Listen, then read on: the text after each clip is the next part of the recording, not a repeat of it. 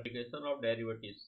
Application of derivatives में हम लोग पढ़ेंगे rate measure, increasing and decreasing function, maxima and minima. तो डेरिवेटिव का एप्लीकेशन जानने के लिए पहले यह जानना जरूरी होगा कि डेरिवेटिव की मीनिंग क्या होती है। What is the meaning of derivative. Derivative की दो मीनिंग होती है, एक फिजिकल मीनिंग और एक ज्योमेट्रिकल मीनिंग। डेरिवेटिव की फिजिकल मीनिंग ये होती है कि डेरिवेटिव क्या मेजर करता है। डेरिवेटिव यह मेजर करता है कि एक क्वांटिटी दूसरे क्वांटिटी के रेस्पेक्ट में किस तरह से चेंज हो रही है, यानी डी बाई डी एक्स को बोलते हैं, डी बाई डी एक्स को हम लोग बोलते हैं rate of change of application of derivative. Application of derivative में हम लोग पढ़ेंगे पहला रेट मेजर, दूसरा हम लोग पढ़ेंगे increasing and decreasing function, increasing and decreasing function. Third concept रहेगा, थर्ड चैप्टर रहेगा आपका maxima and minima. Third chapter आपका मैक्सिमा एंड मिनिमा। तो डेरिवेटिव का एप्लीकेशन जानने के पहले हम यह जानेंगे कि डेरिवेटिव है क्या चीज, डेरिवेटिव चीज क्या है। Derivative D Y by D X, इसकी दो मीनिंग होती है। एक फिजिकल मीनिंग होती है। फिजिकल मीनिंग क्या होती है? Rate of change of Y with respect to X होता है। और दूसरी ओर इसकी एक और मीनिंग होती है, slope of tangent to curve at any point, यानी कर्व के किसी पॉइंट से ड्रॉ किए गए टेंजेंट का स्लोप होता है। डिवाइडियस क्या होता है? Rate of change of y with respect to x कहते हैं, यानी इसको रेट मेजरर कहते हैं,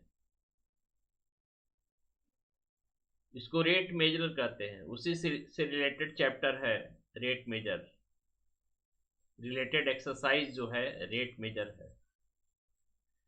और डिवाइडियस को हम लोग कहते हैं slope of tangent to curve at any point, यानी कर्व के किसी पॉइंट से ड्रॉ किए गए टेंजेंट का स्लोप। जैसे y equal to X square plus 2x plus 3, इसका जब ग्राफ ड्रा करेंगे तो इसका ग्राफ मान लो ये है। इसको डिफरेंशिएट करेंगे तो क्या आएगा? इसको डिफरेंशिएट करेंगे तो 2x स्क्वायर प्लस 2 आएगा।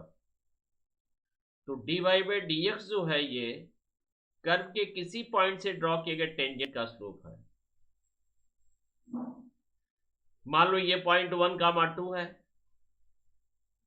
कर्व के पॉइंट 1, 2 से ड्रॉ किए गए टेंजेंट का स्लोप निकालना है, तो डी बाई डी एक्स को 1, 2 से सेटिस्फाई करा देंगे, यानी x के प्लेस पे 1 लिखेंगे, y के प्लेस पे 2। तो क्योंकि डी बाई डी एक्स में y है ही नहीं है, x है, तो x के प्लेस पे डायरेक्टली 1 लिख देंगे, तो क्या 2 इंटू 1 का स्क्वायर प्लस 2, यानी ओवरऑल 4 आएगा। तो 4 क्या होगा? 1, 2 से ड्रॉ किए गए टेंजेंट का स्लोप है। तो D Y by D X क्या बताता है? Rate of change of y with respect to x, यानी एक क्वांटिटी दूसरे क्वांटिटी की तुलना में किस रेट से चेंज हो रही है।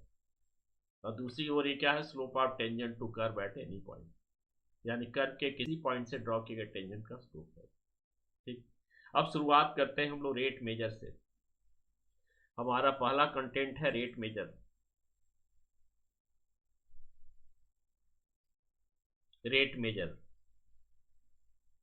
रेट मेजर में हम लोग कुछ जो है टर्म्स पहले जाने। Average, rate of change of Y with respect to X, delta Y by delta X. Delta Y by delta X क्या? Average rate of change of Y with respect to X, इसको average rate of change of Y with respect to X. Instantaneous rate of change of y with respect to x, इसको कहते हैं limit delta x tends to 0 delta y by delta x, इसी को कहते हैं हम लोग D Y by D X कहते हैं। इसी को हम लोग डी बाई डी एक्स कहते हैं। यानी डी बाई डी एक्स क्या है? डी बाई डी एक्स क्या है? Rate of change of Y, rate of change of Y with respect to X कहते हैं। इसी को डी बाई डी एस को कहते हैं। यानी डी बाई डी एस को क्या करते हैं? Rate of change of Y with respect to X करते हैं। या हम लोग ये भी कह सकते हैं increasing rate of Y with respect to X, या increasing rate of Y with respect to X भी करते हैं। Increasing rate of Y with respect to X करते हैं। मार्जिनल कॉस्ट क्या होता है? मार्जिनल कॉस्ट, जिसको एमसी से डिनोट करते हैं। Marginal cost is equal to rate of change of Y, rate of change of total cost, rate of change of total cost with respect to output. Marginal cost is equal to rate of change of total cost with respect to output. और एक और term होता है marginal revenue. Marginal जो है revenue क्या होता है? Is equal to it is equal to rate of change of total sale with respect to, या टोटल रेवेन्यू कह सकते हैं हम लोग, total revenue with respect to number of unit sold. तो ये हुआ रेट मेजर का फॉर्मूला।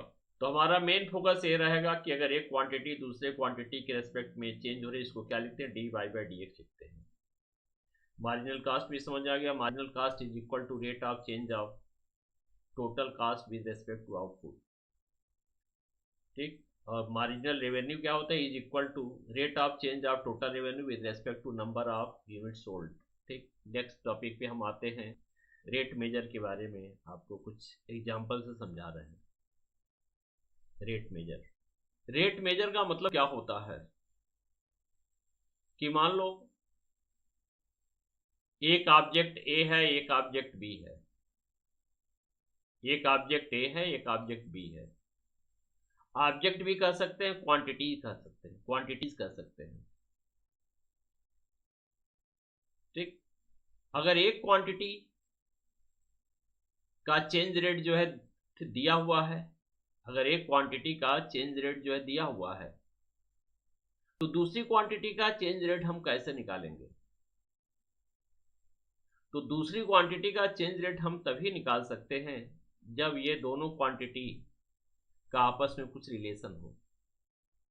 मान लो एक क्वांटिटी है ए और दूसरी क्वांटिटी है बी। ए का चेंज रेट जो है दिया हुआ है, इसके बेसिस पे बी का चेंज रेट हमें निकालना है। तो जब भी एक क्वांटिटी का चेंज रेट दिया हुआ हो और दूसरी क्वांटिटी का चेंज रेट निकालना हो, तो पहले उन दोनों क्वांटिटियों के बीच, उन दोनों ऑब्जेक्ट्स के बीच एक रिलेशन इस्टेब्लिश करते हैं। मान लें कि ए और बी के बीच रिलेशन ये है, A equal to be square है। तो एक क्वांटिटी का चेंज रेट जो है दिया हुआ है, गिवन में क्या है?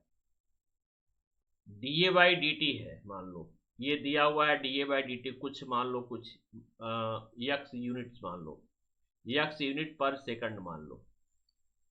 तो दूसरी क्वांटिटी यानी बी का चेंज रेट हमें निकालना है। बी का चेंज रेट क्या होगा? तो इसके लिए क्या करते हैं? दोनों क्वांटिटी के बीच में एक रिलेशन इस्टेब्लिश करते हैं। मान लो वो रिलेशन क्या है? A equal to be square. अब क्या करेंगे? दोनों को टी के रेस्पेक्ट में डिफरेंशिएट करेंगे। अच्छा, एक चीज और इसमें कि अगर एक क्वांटिटी का चेंज रेट जो है टाइम के रेस्पेक्ट में दिया है, तो इसका मतलब दूसरी क्वांटिटी का भी चेंज रेट टाइम के ही रेस्पेक्ट में निकालना पड़ेगा। पहले ये देख लेते हैं कि जिस क्वांटिटी का चेंज रेट जो है दिया हुआ है वो किसके रेस्पेक्ट में दिया हुआ है। तो मान लो ए का जो चेंज रेट जो है टी के रेस्पेक्ट में दिया है, तो इसका मतलब ये हुआ कि दूसरी क्वांटिटी का भी चेंज रेट हमें टाइम के ही रेस्पेक्ट में निकालना है। अब क्या करेंगे? इनके बीच जो रिलेशन है उसको लेके हम लोग क्या करेंगे? डिफरेंशिएट करेंगे। किसके रेस्पेक्ट में? टी के रेस्पेक्ट में। और फिर हम लोग वैल्यू पुट कर देंगे, तो इस तरह से क्या आ जाएगा? दूसरी क्वांटिटी का एक चेंज रेट आएगा। एक एग्जांपल से शुरुआत करते हैं। Find the rate of change of volume of sphere, volume of sphere, ठीक, where rate of change of, where increasing rate of radius, increasing rate of radius is 4 centimeter per second. Find the rate of change of volume of sphere at that instant when r is equal to 5 centimeter. Find the rate of change of volume of sphere at that instant when r is equal to 5 centimeter, where increasing rate of radius is 4 centimeter. यानी volume का increasing rate निकालना है, volume का rate of change निकालना है, उस क्षण निकालना है जब r की वैल्यू 5 सेंटीमीटर है, जबकि where increasing rate of radius is 4 centimetre पर सेकंड है। तो क्या करेंगे, हमें इस स्फीयर का इंक्रीजिंग रेट निकालना है या रेट ऑफ चेंज निकालना है, जबकि रेडियस का रेट ऑफ चेंज जो है दिया हुआ है, रेडियस का रेट ऑफ चेंज जो है दिया हुआ है। हमें क्या निकालना है, स्फीयर के वॉल्यूम का इंक्रीजिंग रेट निकालना है, स्फीयर के वॉल्यूम का इंक्रीजिंग रेट निकालना है। रेट मेजर की शुरुआत कर रहे हैं। रेट मेजर क्या है, रेट मेजर में किस तरह की प्रॉब्लम सामने आती है कि मान लो दो क्वांटिटी है ए और बी, एक क्वांटिटी का चेंज रेट जो है दिया हुआ है, दूसरी क्वांटिटी का चेंज रेट कैसे निकालें। जैसे ए और बी दो क्वांटिटी है, ए का चेंज रेट गिवन है, ए का रेट ऑफ चेंज गिवन है, तो दूसरी क्वांटिटी का चेंज रेट कैसे निकालेंगे। Finding rate of change of B. तो बी का हम लोग रेट ऑफ चेंज कैसे निकालेंगे, तो पहले इन दोनों क्वांटिटीज के बीच में जो रिलेशन है वो इस्टेब्लिश करेंगे। मान लो इन दोनों क्वांटिटी के बीच रिलेशन क्या है, a equal to 3b² plus 2b है। अब क्या करेंगे, एक क्वांटिटी का रेट ऑफ चेंज जो है दिया हुआ है, गिवन है, तो दूसरी क्वांटिटी का रेट ऑफ चेंज निकालना है। तो पहले हम लोग कोशिश ये करते हैं इन दोनों क्वांटिटीज के बीच में क्या रिलेशन है। मान लो इन दोनों क्वांटिटीज के बीच में ये रिलेशन है, ठीक, ये रिलेशन है a equal to 3b² plus 2b। मान लो a का जो चेंज रेट जो दिया हुआ है वो टाइम के रिस्पेक्ट में, जैसे ये दिया है dA/dt दिया है, dA/dt मान लो कुछ मान लिया गया 3 सेंटीमीटर पर सेकंड मान लिया गया, 3 सेंटीमीटर पर सेकंड।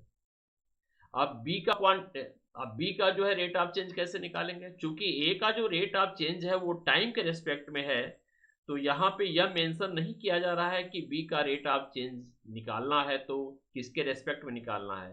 तो यही हिंट जो है पर्याप्त है हमारे लिए कि एक क्वांटिटी का यानी A का जो चेंज रेट है वो T के रेस्पेक्ट में है, तो B का भी चेंज रेट क्या होना चाहिए, T के रेस्पेक्ट में होना, यानी आपको ये निकालना dV/dt निकालना है। अब ये कहा जाए कि dV/dt की वैल्यू उस समय निकालिए जब B की वैल्यू जो है 4 यूनिट है, तब कैसे करेंगे।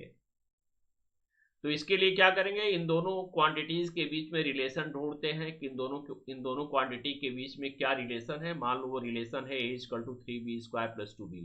अब क्या करेंगे, इसको हम लोग डिफरेंशिएट करेंगे, लेकिन किसके रेस्पेक्ट में, क्योंकि चेंज ऑफ रेट या रेट ऑफ चेंज जो है टाइम के रेस्पेक्ट में दिया है, तो इसका मतलब इसको जो है टाइम के रेस्पेक्ट में डिफरेंशिएट करेंगे, dD ऑफ a², और यहाँ लिखेंगे dD ऑफ क्या होगा 3b² प्लस क्या होगा 2b होगा। तो 3b² ये भी चूंकि फंक्शन है, वेरिएबल है, इसको इग्नोर नहीं किया जा सकता, तो पहले इसका डेरिवेटिव लिख दीजिए और फिर dV/dt लिख दीजिए। इसका डेरिवेटिव क्या होगा 6b प्लस 2 हो जाएगा और इनटू यहाँ पे dV क्या होगा dt होगा। अब क्या करेंगे, यहाँ पे dA/dt के प्लेस पे क्या रख देंगे, ये वैल्यू रख देंगे और इस तरह से dV/dt की वैल्यू आ गई, तो dA/dt की वैल्यू 3 रख देंगे और 6b प्लस 2 को इधर कर देंगे D A by D T के नीचे ला देंगे, जो वैल्यू रखेंगे उसके नीचे ला देंगे, तो इस तरह से D V by D T की वैल्यू आएगी। लेकिन D V by D T की वैल्यू उस समय फाइंड करनी है जब बी की वैल्यू 4 है, फिर बी के प्लेस पे 4 रख देंगे, तो इस तरह से दूसरे क्वांटिटी का चेंज रेट निकल आएगा। ठीक है, अब एक क्वेश्चन की शुरुआत कर रहे हैं, एक क्वेश्चन बता रहे हैं, इसी के बेस पे एक आपको क्वेश्चन हम बता रहे हैं। क्या क्वेश्चन है? Find the rate of change, find the rate of change of area of circle, area of circle with respect to radius, with respect to radius, ये रेडियस है, रेडियस, ठीक, radius R when R is equal to 5 centimetre, ये question है। तो हमें क्या निकालना? Circle के एरिया का रेट ऑफ चेंज निकालना है। ठीक, किसके रेस्पेक्ट में? रेडियस के रेस्पेक्ट में। ठीक, और तो कुछ दिया नहीं हुआ है, तो हम क्यों ना सर्किल का एरिया और रेडियस के बीच में रिलेशन स्टेब्लिश करें। एरिया ऑफ सर्किल क्या होता है? A equal to pi R square होता है। इसको हम लोग डिफरेंशिएट करेंगे, किसके रेस्पेक्ट में? आर के रेस्पेक्ट में। तो D by D R of A equal to D by D R of क्या होगा? Pi R square. तो क्या हो जाएगा? पाई बाहर हो गया, 2r हो गया। अब D A by D T की value, D A by D R की वैल्यू क्या निकालनी है जब आर की वैल्यू 5 है? तो पाई इंटू क्या होगा? 2 इंटू 5, यानी 10 पाई क्या आएगा? सेंटीमीटर स्क्वायर पर सेकंड आएगा। इसका मतलब D A by D T की वैल्यू कितनी आएगी? D A by D T की वैल्यू 10 सेंटीमीटर स्क्वायर पर सेकंड आएगा। इस तरह से क्या आ गया? एरिया का 1 minute, D A by D are निकालना था, तो डी ए बाई ये डी आर हो गया, D A by D are कितना हुआ? 10 सेंटीमीटर स्क्वायर पर सेकंड हुआ, यानी एरिया का रेट ऑफ चेंज रेडियस के रेस्पेक्ट में क्या हुआ? 10 सेंटीमीटर पर सेकंड होगा। ठीक, इस तरह से छोटे छोटे जब क्वेश्चन सॉल्व करेंगे तो आपको बड़ा क्वेश्चन समझ में आएगा। एक और क्वेश्चन हम शुरुआत करते हैं। The radius of balloon is increasing, the radius of balloon is increasing at the rate of 10 centimeter per second, at the rate of 10 centimeter per second। ठीक, at what rate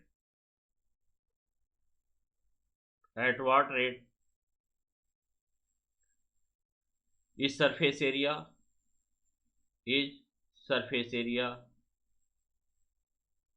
increasing, surface area of balloon या surface area increasing when r is equal to 15 centimetre. कैसे करेंगे बताएं भाई? Balloon का shape कैसा होता है? स्फेरिकल होता है। बैलून का शेप कैसा होता है? स्फेरिकल होता है। तो बैलून का रेडियस का इंक्रीजिंग रेट 10 सेंटीमीटर पर सेकंड है। मान लो बैलून है ये, इसका रेडियस का इंक्रीजिंग रेट दिया हुआ है, D R by D T दिया हुआ है। देखो ये इसका इंक्रीजिंग रेट जो है टाइम के रेस्पेक्ट में दिया है, 10 सेंटीमीटर पर सेकंड है, यानी इंक्रीजिंग रेट जो है टाइम के रेस्पेक्ट में दिया है, तो D R by D T होगा। अगर रेडियस को हम लोग आर से डिनोट करें तो रेडियस का इंक्रीजिंग रेट क्या? 10 सेंटीमीटर पर सेकंड, यानी इसका मतलब रेडियस का इंक्रीजिंग रेट क्या है? टाइम के रेस्पेक्ट में। तो D R by D T equal to कितना हुआ? 10 सेंटीमीटर पर सेकंड। ये समझ में आ गया? कि radius of balloon is increasing at the rate of 10 centimetre पर सेकंड। तो रेडियस, बैलून के रेडियस को अगर आर से डिनोट किया जाए तो आर का इंक्रीजिंग रेट टाइम के रेस्पेक्ट में दिया है, क्योंकि यहाँ लिखा यूनिट जो लिखा है वो क्या है, यूनिट जो लिखा है 10 सेंटीमीटर पर सेकंड है, यानी रेडियस का increasing rate D R by D T 10 centimetre पर सेकंड है। तो इसका मतलब D R by D T अगर 10 सेंटीमीटर पर सेकंड है, तो इसका मतलब जब दूसरे क्वांटिटी का इंक्रीजिंग रेट पूछेगा वो भी टी के ही रेस्पेक्ट में ठीक निकालना होगा। फिर यहाँ देखो, फिर at what rate is the surface area increasing, यानी सरफेस एरिया की इंक्रीजिंग रेट क्या है, यानी हमें सरफेस एरिया की इंक्रीजिंग रेट निकालनी है। सरफेस एरिया को अगर एस से डिनोट किया जाए तो क्या निकालना होगा, D S by D T निकालना होगा। कब निकालना होगा, जब आर की वैल्यू कितनी है, 15 सेंटीमीटर है। सबसे पहले आप बताएं सरफेस एरिया और रेडियस में क्या रिलेशन होता है। ठीक, फिगर क्या है आपका, सॉलिड फिगर क्या है, बैलून है, बैलून का मतलब स्फीयर है, तो स्फीयर का सरफेस एरिया और रेडियस में क्या रिलेशन है। Surface area of sphere is क्या होता है, 4 pi R square. Surface area को चूंकि यस से डिनोट किया गया है, S is equal to 4 pi R square. अब क्या करें, इसको जो इंक्रीजिंग रेट है वो टाइम के रेस्पेक्ट में, इसीलिए दोनों को टाइम के रेस्पेक्ट में डिफरेंशिएट करेंगे। D by D T of S equal to क्या हुआ, D by D T of 4 pi R square, 4 pi R square. तो ये हो गया D S by D T हो गया, और ये हो गया 8। इसको पहले आर के रेस्पेक्ट में डिफरेंशिएट कर दो, आर के रेस्पेक्ट में इसका डेरिवेटिव लिखो, 4 पाई हो गया, आर स्क्वायर का 2 आर हो गया, और फिर क्या करेंगे यहाँ पे D R by D T लिख देंगे, D R by D T लिख देंगे, और D S by D T के प्लेस पे क्या लिखेंगे, D S by D T की वैल्यू निकालना, तो D S by D T equal to क्या हो जाएगा, यहाँ 4 पाई होगा, और क्या होगा 2 इंटू आर, आर के प्लेस पे क्या निकालना, 15 रख देंगे, और D R by D T के प्लेस पे 10 सेंटीमीटर रख देंगे, 10 रख देंगे। तो ये आंसर किस में आएगा, चूंकि आर की यूनिट क्या है, सेंटीमीटर में है, एक तरह से आर की यूनिट सेंटीमीटर है, तो यस की यूनिट क्या होगा, सेंटीमीटर स्क्वायर होगा, और चूंकि ये क्या है, ये इंक्रीजिंग रेट है ना, यानी rate of change of S with respect to time है, इसलिए इसको क्या लिखना पड़ेगा, सेंटीमीटर स्क्वायर पर सेकंड आपको लिखना पड़ेगा। तो इसको सॉल्व कीजिए, कितना हुआ, 15 टू जा 30, 34 जा कितना हुआ 120, 120 में 10 का मल्टीप्लाई करें कितना होगा 1200, क्या होगा 1200 पाई सेंटीमीटर स्क्वायर पर सेकंड। इसका मतलब क्या हुआ, increasing rate of surface area is, rate of surface area is क्या होगा 1200 पाई सेंटीमीटर स्क्वायर पर सेकंड आएगा। तो इस तरह से सरफेस एरिया का इंक्रीजिंग रेट लिया है। नेक्स्ट क्वेश्चन शुरुआत करते हैं।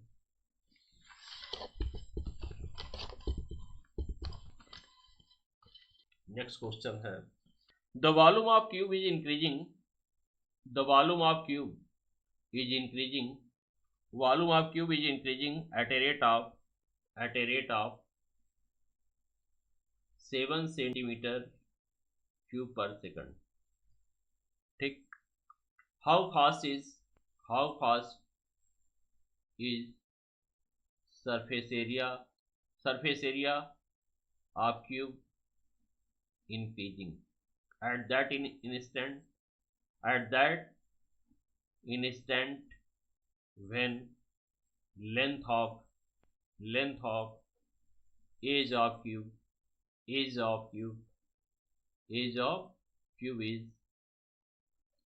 10 सेंटीमीटर 12 सेंटीमीटर। कैसे इसको सॉल्व किया जाएगा, सॉलिड फिगर क्या है, क्यूब है, क्यूब हो गया ये, ठीक, ये क्यूब दिया हुआ, तो क्यूब के वॉल्यूम का इंक्रीजिंग रेट, क्यूब के मान लो क्यूब का वॉल्यूम क्या है, v है,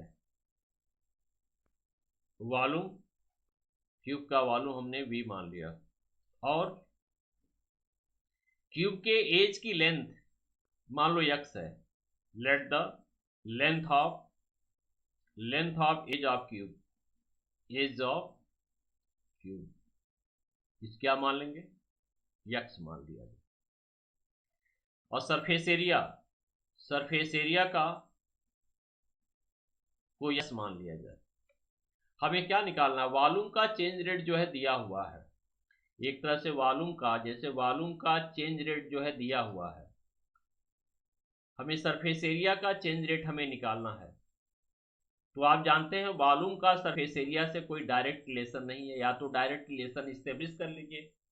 डायरेक्ट रिलेशन कैसे इस्टेब्लिश करेंगे, दो फार्मूला यूज करेंगे इसके लिए। तो उससे बढ़िया आप क्या करेंगे, वॉल्यूम का पहले साइड क्यूब के साइड से रिलेशन जोड़िए, और फिर सरफेस एरिया का साइड से रिलेशन जोड़िए। v इक्वल टू क्या होता है, एक्स क्यूब होता है, क्यों, volume of cube equal to क्या होता है, साइड क्यूब होता है। और सरफेस एरिया आप क्या होता है, क्यूब, 6 इंटू साइड स्क्वायर होगा। फॉर्मूला आपका ये है, देखिए, volume of cube equal to क्या होता है, एज का होल क्यूब, एज का मतलब किनारा, यानी या ये भी कह सकते हैं साइड का होल क्यूब। और सरफेस एरिया इक्वल टू क्या हुआ, 6 इंटू साइड का स्क्वायर हुआ, टोटल सरफेस एरिया। यहाँ पे सरफेस एरिया का मतलब टोटल सरफेस एरिया लिखना है, यहाँ पे ये नहीं कह रहा लेटर सरफेस एरिया या एरिया ऑफ 4 वॉल्स। तो पहले हम लोग क्या करेंगे, पहले इक्वेशन को, ये पहले वाले जो रिलेशन को हम लोग क्या करेंगे, डिफ्रेंशिएट करेंगे टी के रेस्पेक्ट में, क्योंकि इंक्रीजिंग रेट जो दिया हुआ है वो टाइम के रेस्पेक्ट में, तो टी के रेस्पेक्ट में डिफ्रेंशिएट करेंगे तो डीवी बाई डी टी आएगा और डीएक्स बाई डी टी आएगा। तो डीवी बाई डी टी की वैल्यू निकाल लेंगे, तो डीवी बाई डी टी की वैल्यू रख देंगे तो डीएक्स बाई डी टी की वैल्यू आएगी। वो डीएक्स बाई डी टी को इसमें यूटिलाइज करेंगे तो क्या आएगा, सरफेस एरिया का रेट ऑफ चेंज आ जाएगा। ठीक, तो यहाँ पे दो फार्मूला आपको यूज करना पड़ेगा, क्यों, क्योंकि वॉल्यूम यानी क्यूब के वॉल्यूम का जो है सरफेस एरिया से कोई डायरेक्ट रिलेशन नहीं है।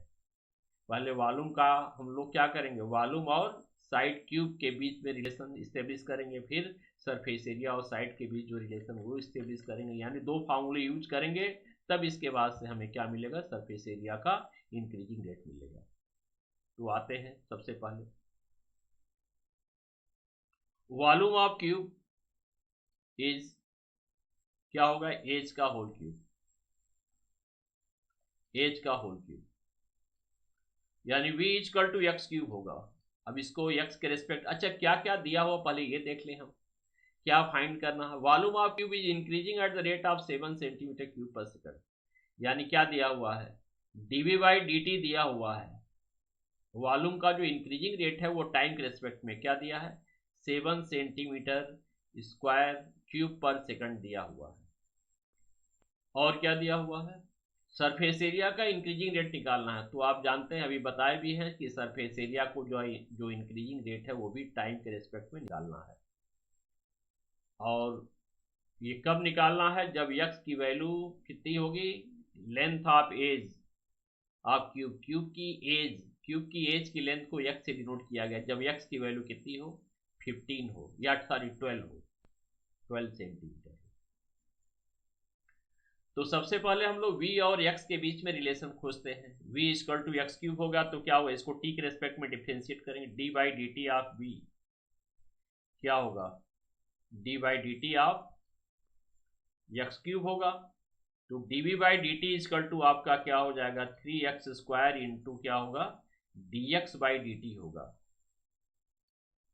तो इस तरह से क्या मिला हमें, dx बाई डी टी की वैल्यू मिल गई, dx by D T equal to क्या होगा, dv by D T upon क्या होगा, 3x स्क्वायर, और dv by D T place पे क्या लिख देंगे, 7 लिख देंगे, 7 बाई क्या होगा, 3x स्क्वायर हो गया, ये dx बाई डी टी हो गया। अब क्या निकालना हमें इसके बाद, अब हमें सरफेस एरिया का इंक्रीजिंग रेट निकालना है। तो क्या करेंगे, पहले सरफेस एरिया और साइड के बीच में रिलेशन लिखें, सरफेस एरिया और साइड के बीच में आप रिलेशन लिखें, यस इज इक्वल टू क्या होगा, x is equal to 6x square. अब इसको t के रेस्पेक्ट में डिफ्रेंशिएट करें, d by D T of S equal to क्या होगा, d by D T of क्या हो जाएगा, 6x स्क्वायर हो जाएगा। तो ये हो जाएगा 6 हो गया, ये 2x dx by D T हो गया। तो ds by D T equal to क्या होगा, 6 इंटू 2x। अब यहां लिख दे रहे हैं हम थोड़ा, कि ds by D T equal to क्या होगा 12x into dx by D T हो गया। dx बाई डी टी की वैल्यू पुट कर दीजिए, कितनी आई है 7/3x² आई है। ये 4 बार जाएगा और ये x कैंसिल होगा, कितना आएगा 28/x आएगा, 28/x आएगा ds बाई डी टी। लेकिन ds बाई डी टी की वैल्यू उस क्षण फाइंड करनी है या उस इंस्टेंट फाइंड करनी है, उस इंस्टेंट में फाइंड करनी जब क्या है, जब length of edge of cube is 12 centi, x की वैल्यू कितनी 12 है, रख देंगे 28 बाई क्या होगा x के प्लेस पे 12, यानी कितना 7/4 से कट करेंगे 7/3 क्या आएगा सेंटीमीटर स्क्वायर पर क्या लिखेंगे सेकंड लिखेंगे, ये इसकी यूनिट लिखेंगे। तो ये ds बाई डी टी हो गया। तो ये तो समझ में आ गया कि वॉल्यूम का इंक्रीजिंग रेट दिया था तो सरफेस एरिया का इंक्रीजिंग रेट कैसे निकालेंगे। तो पहले वॉल्यूम और क्यूब के एज के बीच एक रिलेशन खोजेंगे।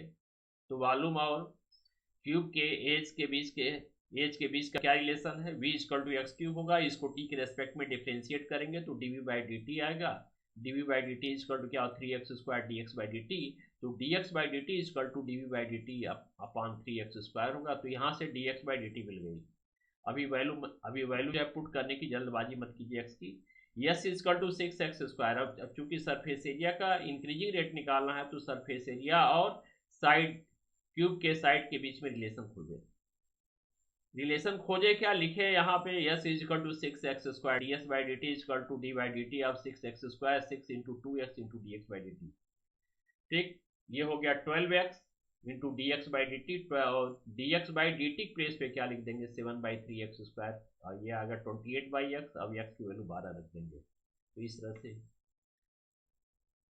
ये क्वेश्चन को इस तरह से हम सॉल्व करेंगे। नेक्स्ट क्वेश्चन करते हैं। A particle moves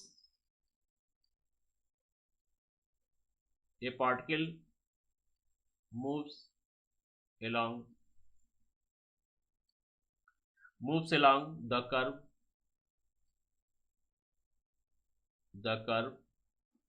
y is equal to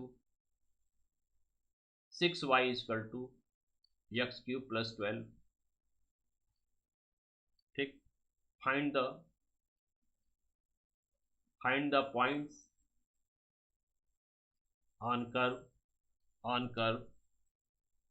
find the points on the curve at which y coordinate is changing changing 8 times as fast as x coordinate। यानी एक पार्टिकल कर्व के long move कर रहा है। मान लो ये कर्व है, एक पार्टिकल एक कर्व के लॉन्ग मूव कर रहा है, ये इस तरह से मूव कर रहा है। एक पार्टिकल एक कर्व के लॉन्ग मूव कर रहा है। कर्व का equation 6y equal to X cube plus 12 है। इक्वेशन ऑफ कर्व क्या है 6y equal to X cube plus 12। यानी एक पार्टिकल जो है कर्व के लॉन्ग मूव कर रहा है। फिर ये कह रहा find the points on the curve, curve पे कौन सा पॉइंट है। मान लेते हैं कर्व पे एक पॉइंट है x, y। Find the point on the curve, find the points on the curve at which y coordinate, यानी कर्व पे वह कौन सा पॉइंट है जिसके y कोऑर्डिनेट यानी ये दिया हुआ है। y कोऑर्डिनेट का चेंजिंग रेट जो है x कोऑर्डिनेट के चेंजिंग रेट का 8 टाइम्स है। यानी dy बाई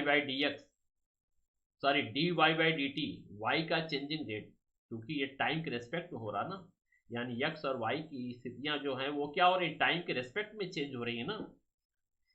ठीक, तो y का जो चेंजिंग रेट है यानी dy बाई dt वो क्या है x के चेंजिंग रेट का 8 टाइम्स है। पहले यहाँ लिख दे इक्वेशन ऑफ कर्व ये होगा लेट पोजीशन ऑफ पार्टिकल, ठीक यही कह रहा ना, find the points on the curve at which y coordinate is changing 8 times as fast as the x coordinate. यानी कर्व पे वह कौन सा पॉइंट है, तो मान लेते हैं कि कर्व पे वह पॉइंट क्या है। Let required point be required point be X comma Y, यानी कर पे वह पॉइंट एक्स कामा वाई है। ठीक, तो वाई का जो चेंजिंग रेट है वाई का, यानी D Y by D T, वो क्या है एक्स के चेंजिंग रेट का, एक्स का चेंजिंग रेट क्या हुआ D X by D T, 8 times है, यानी ये दिया हुआ है। अब ये बताओ कि इन दोनों क्वांटिटी के बीच में कौन सा रिलेशन है, यही रिलेशन है 6y equal to X cube है। Now 6y equal to X cube plus 12, अब इसी को डिफ्रेंशिएट करो टी के रेस्पेक्ट में, D by D T of 6y equal to D by D T of X cube plus 12,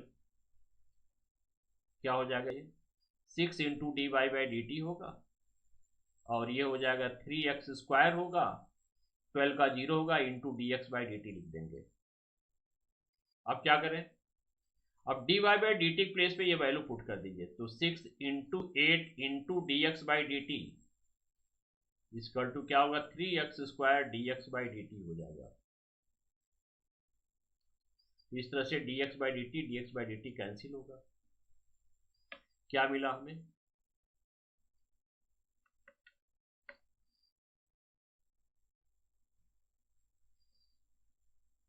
3x square equal two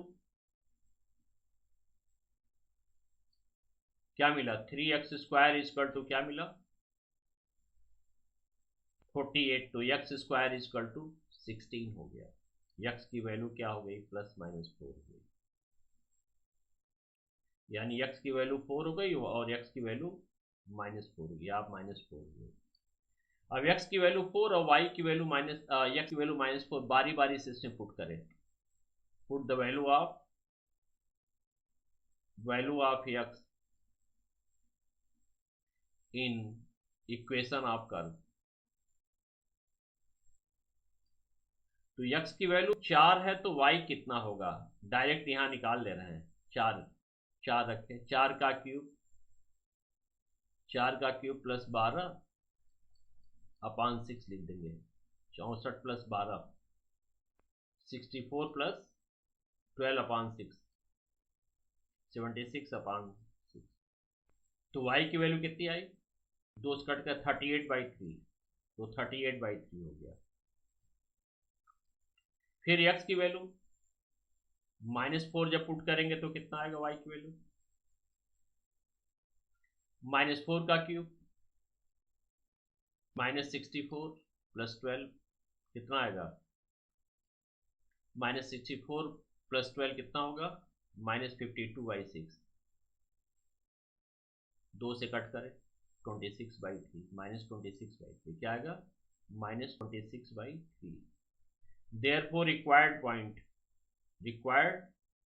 points are क्या होगा, 2 point होंगे, एक 4 गामा क्या होगा 38/3 होगा, और दूसरा -4 गामा -26/3 होगा, 2 पॉइंट होंगे।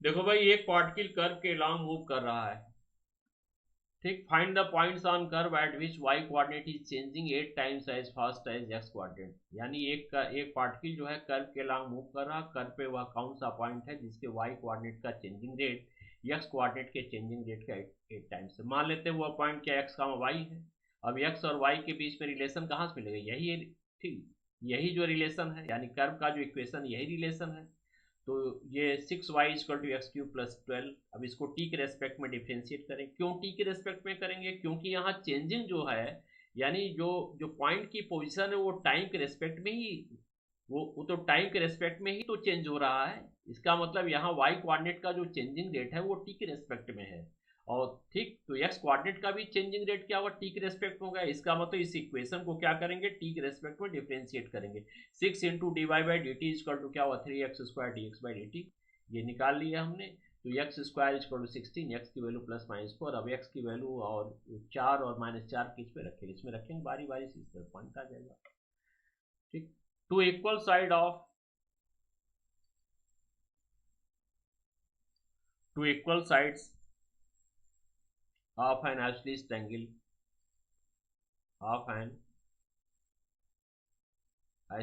triangle isosceles triangle with fixed base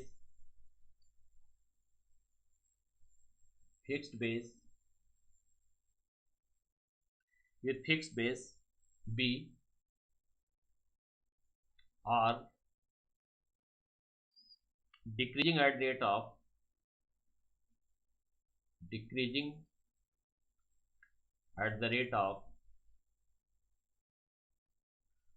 of 3 centimeter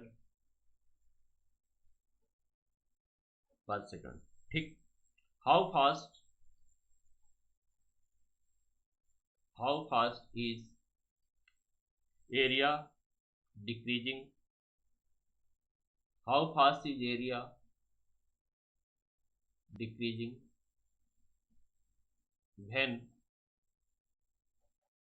when the two equal side, the length of equal side, ठीक, are equal to base. ये देखो दो इक्वल साइड हैं, एक आइसोसेलेस ट्रायंगल है, ये आइसोसेलेस ट्रायंगल है, ये आइसोसेलेस ट्रायंगल है, मान लो ABC है, और आइसोसेलेस ट्रायंगल है, ये दो इक्वल साइड है। मान लेते हैं दोनों इक्वल साइड क्या है, x है और x है, इसका बेस क्या है, b है। ठीक, let length of each equal side be x unit, x centimetre मान लेते हैं, यानी इसकी लेंथ x मान लेंगे, बेस इसका b है। एरिया ऑफ इक्विलैटरल ट्रायंगल क्या होता है, क्या निकालना हमें, two equal side of an isosceles triangle with fixed base B are decreasing at the rate of 3 centimeter per second, यानी x का जो डिक्रीजिंग रेट है dx by dt दिया हुआ है, dx by dt कितना, -3 सेंटीमीटर पर सेकंड है। क्या निकालना, एरिया का डिक्रीजिंग रेट निकालना, यानी dA by dt निकालना है। तो एरिया का डिक्रीजिंग रेट उस समय निकालना है जब लेंथ ऑफ इक्वल साइड, यानी x की value length of equal side b के बराबर है, उस समय ये निकालना है। तो एरिया और x के बीच में रिलेशन कैसे स्टेब्लिश करेंगे, एरिया ऑफ आइसोसेलेस ट्रायंगल क्या होता है भाई, यहां देखो 1/2 इंटू क्या होगा, b इंटू बेस इंटू इसको मान लो am, बेस इंटू am मान लो, am क्या होगा देखो जरा, am means root over x का स्क्वायर माइनस b/2 का स्क्वायर, x का स्क्वायर माइनस b/2 का होल स्क्वायर। कैसे ही आया, यहां देखो ये क्या है, ABM और AMC दोनों क्या हैं, कांग्रुएंट ट्रायंगल हो गए, क्योंकि ये दोनों इक्वल है, ये 90 है, ये 90, ये कॉमन है।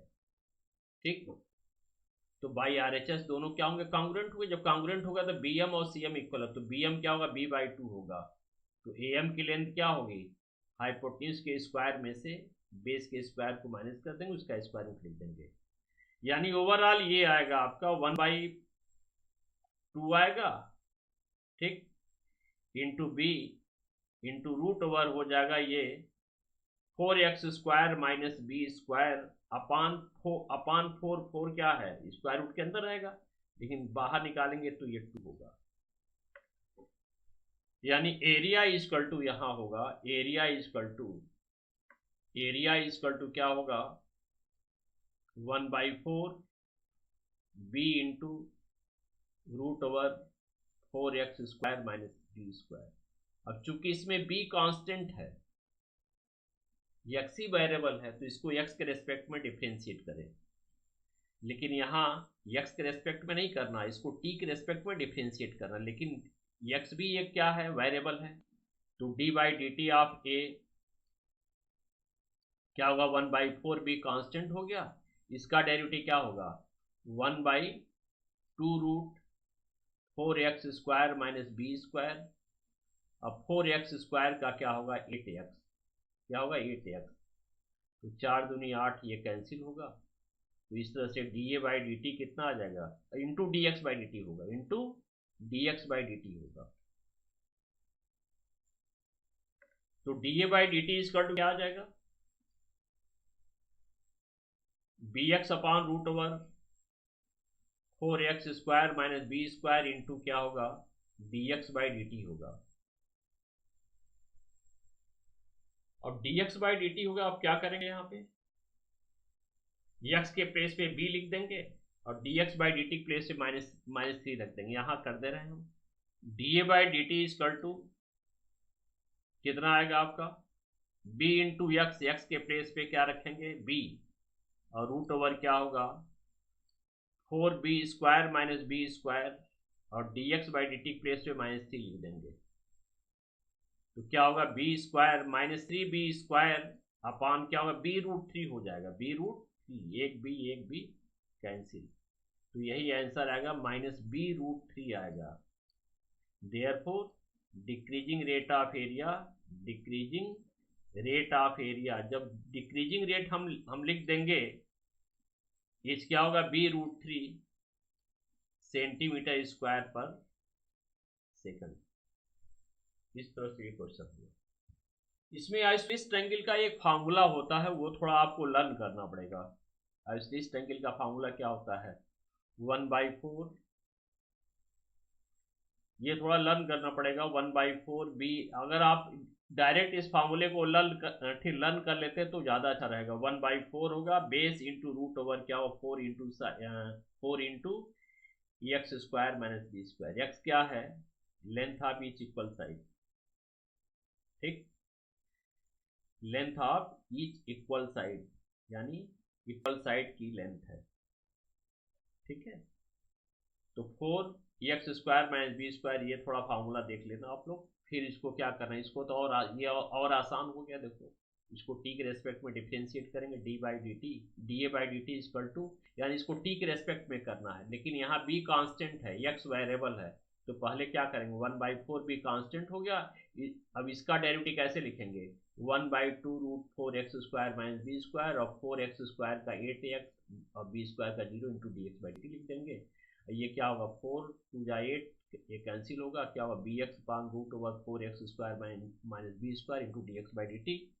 अब dx/dt के प्लेस पे क्या रख देंगे 3, और dA/dt की वैल्यू उस समय फाइंड करनी है जब x की वैल्यू b है। तो यहाँ पे क्या रख देंगे, यहाँ पे x की वैल्यू क्या रख देंगे b रख देंगे, ठीक। तो क्या b into b upon root over 4b² minus b² क्या होगा -3b² अपान b, यानी b-b√3। लेकिन जब डिक्रीजिंग रेट लिखेंगे तो यहाँ साइन का चिन्ह नहीं यूज करते हैं, यहाँ साइन यूज नहीं करते हैं, यहाँ पे साइन यूज नहीं करते हैं। जब भी हम लोग डिक्रीजिंग रेट लिखेंगे यहाँ साइन हम लोग यूज नहीं करेंगे। हाँ, अगर ये लिखना हो कि rate of change of area, तब लिखते हैं -b√3 सेंटीमीटर स्क्वायर पर सेकंड। तो आज का टॉपिक यहीं पे हम समाप्त कर रहे हैं रेट मेजर का। अब अगले पार्ट में हम रेट मेजर के कुछ क्वेश्चन भी मेंशन करेंगे और इंक्रीजिंग डिक्रीजिंग भी आपको पढ़ाएंगे, ठीक। इंक्रीजिंग डिक्रीजिंग फंक्शन के बारे में हम लोग वो डिस्कस करेंगे। तो अगला हमारा वीडियो जो है इंक्रीजिंग और डिक्रीजिंग पे आएगा, ठीक। लेकिन कुछ क्वेश्चन, एक आध दो क्वेश्चन जो है इसके भी रहेंगे, रेट मेजर के भी रहेंगे, ठीक। तो आज का यही हम समापन करते हैं। इसके बाद से नेक्स्ट हम लोग पार्ट में मिलते हैं, ठीक।